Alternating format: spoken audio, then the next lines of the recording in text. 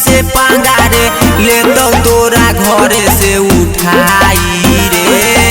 सुन बेटा लीहे नहीं आशीष से पांगारे ले तो तोरा घरे से उठाई रे।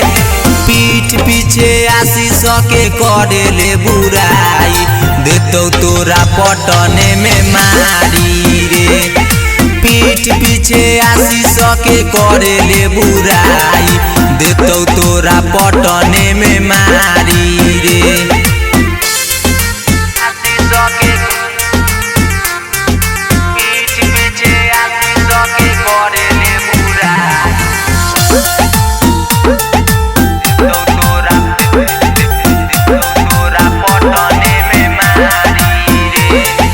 मगही के किंग हवे से रले दहारी देतो तोरा पटने में मारी रे। ए बेटा सुन मगही के किंग हवे से रले दहारी देतो तोरा पटने में मारी रे। पीठ पीछे ओकरा तू करे ले बुराई असल के ही सामने फरियाई रे।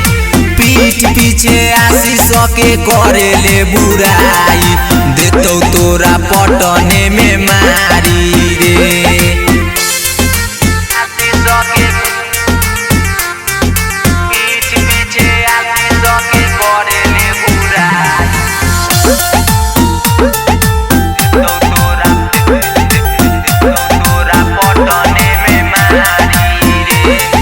पवना के संग जब रहे परावीना ले तो तोरा घरे से उठाई रे।